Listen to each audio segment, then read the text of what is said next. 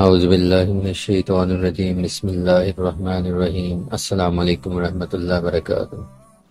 انسان کے اندر ایک بنیادی طور پہ اللہ تعالیٰ نے دو چیزیں ایسی رکھی ہیں جس کی وجہ سے وہ نصیحت حاصل کر سکتا ہے۔ ایک تو یہ ہے کہ اس کو لالچ دی جائے، اس کو ترغیب دی جائے کہ تمہیں یہ ملے گا، اور ایک بات بتائی جائے، پھر اس کے ذہن میں بیٹھ جائے گی، اس لالچ یا اس ترغیب کی بنیاد پہ وہ ایک عمل شروع کر دے گا۔ دوسرا طریقہ ہم دیکھتے ہیں کہ اس کا اپوزٹ ہے کہ اس کو ڈرایا جائے کہ یہ چیز نہیں کرو گے تو تمہیں اس سزا میں ڈال دیا جائے گا۔ اب وہ سزا کے ڈر سے بھی اس چیز کو نہیں کرے گا، اس سے باز رہے گا۔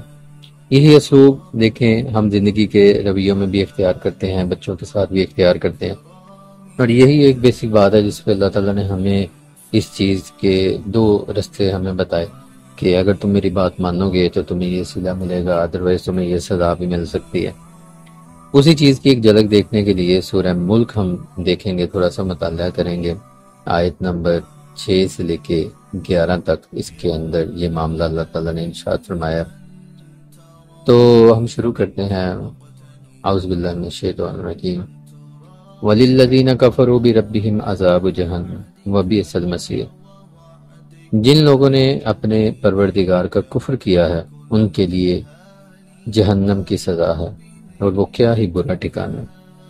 اب یہ جہنم ہے اور برا ٹھکانہ اس کو ٹھہرایا گیا۔ اب اس کی تھوڑی سی جھلک دکھائی جا رہی۔ اذا القوا فیہا سمعوا لہا شہیقا وہی تفور۔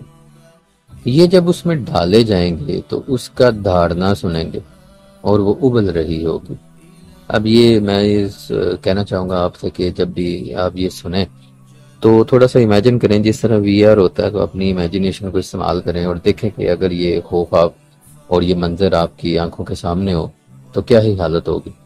تو جب جہنم کے اندر جب کوئی ڈالا جائے گا تو وہ دھاڑے گی، جس طرح ہم دیکھتے ہیں کوئی بھی خوفناک جانور دھاڑتا ہے تو ہم ڈر جاتے ہیں، اور وہ ابل رہی ہوگی، جس طرح کہ والکینو ہو، کوئی آتش فشاں ابل رہا ہو تو اس کو دیکھ کے بھی ڈر آ جاتا ہے بندے کو۔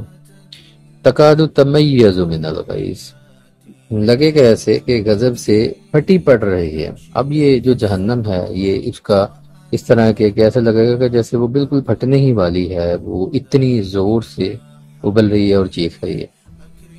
کلما القی فیہا فوج سألہم خزنتها الم یاتکم نذیر۔ ہر مرتبہ جب کوئی بیر یا گروہ، کوئی بھی گروپ اس میں ڈالا جائے گا تو اس کے نگراں اس سے پوچھیں گے کیا تمہارے پاس کوئی خبردار کرنے والا نہیں آیا؟ تو یہ دیکھیں سوچے، وہاں پہ جو بھی جہنم کے فرشتے ہیں، دروغہ ہیں، وہ ان سے پوچھ رہے ہیں، ان کو ڈانٹ رہے ہیں کہ کیا تمہارے پاس کوئی ڈرانے والا نہیں آیا تھا کہ تم یہاں پہ آ گئے، تم نے کسی کا ڈراوا نہیں سنا، تم نے کسی کی نصیحت نہیں سنی۔ تو یہ ڈانٹ اب ان سے کی جا رہی ہے۔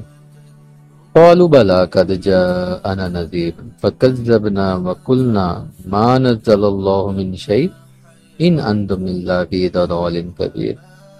تو وہ جواب دیں گے، ہاں ایک خبردار کرنے والا تو یقیناً ہمارے پاس آیا تھا، مگر ہم نے اسے جٹلا دیا اور کہہ دیا کہ اللہ نے کوئی چیز نہیں اتاری۔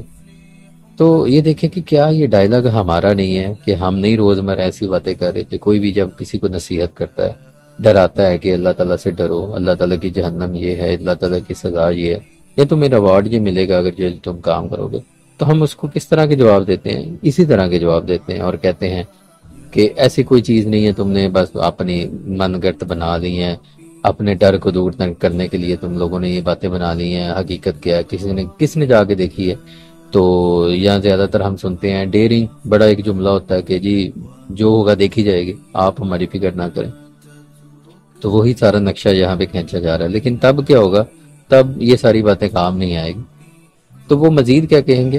وَقَالُوا لَوْ كُنَّا نَسْمَعُ وَنَعْقِلُ مَا كُنَّا فِي أَصْحَابِ السَّعِيرِ۔ اور وہ کہیں گے کہ اگر ہم سنتے یا سمجھتے تو آج ان دوزخ والوں میں نہ ہوتے۔ تو یہ وہ اپنے آپ پہ ملامت کر رہے ہیں کہ جی ہم اگر سنتے یا سمجھتے ہوتے، تم یہ ہم سے جو پوچھ رہے ہو، اگر ہم یہ سنتے سمجھتے ہوتے دنیا میں تو ہمارا یہ حال ہوتا۔ تو اس کا مطلب ہے کہ ہم نہ ان کی بات سنتے تھے، نہ ہی ان کو سمجھتے، نہ ہی اپنے اوپر طاری کرتے تھے۔ فَاعْتَرَفُوا بِذَنبِهِمْ فَسُحْقًا لِّأَصْحَابِ السَّعِيرِ۔ اسی طرح وہ اپنے گناہ کا اعتراف کر لیں گے تو اب لعنت ہو ان دوزخ والوں پہ۔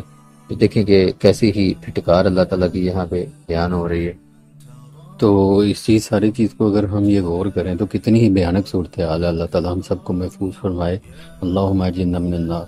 تو اگر اللہ نہ کرے کہ ایسی کسی سچویشن میں انسان پھنس جائے تو پھر کیا کرے گا؟ اللہ تعالیٰ تو کہہ رہے تھے کہ ان پہ لعنت ہو، اور اعتراف بھی کر لیا انہوں نے۔ اب ہمیں یہ چاہیے کہ ہم ایسے کام نہ کریں کہ جس طرح یہاں پہ بیان ہے کہ اگر دنیا میں رہتے ہوئے ہمیں کوئی حق بات بتاتا ہے یا کوئی حق کا رستہ دکھاتا ہے تو ہمیں چاہیے کہ رک کے سوچیں، اس پہ ریسرچ کریں، اس کو جانچنے کی کوشش کریں کہ کیا یہ واقعی ٹھیک ہے یا ہمارا رستہ ٹھیک ہے، تاکہ ہم حق پہ چلیں اور اللہ تعالیٰ کے عذاب سے بچ سکیں، اور کل کو یہ پچھتاوا بھی نہ ہو کہ اگر اللہ نہ کرے کہ اس کے اندر کوئی ایسی سچویشن میں بندہ چلا بھی جائے تو اس وقت اپنے آپ کو آہو بکا نہ کر رہا ہو کہ میں نے کیا کیا زندگی میں۔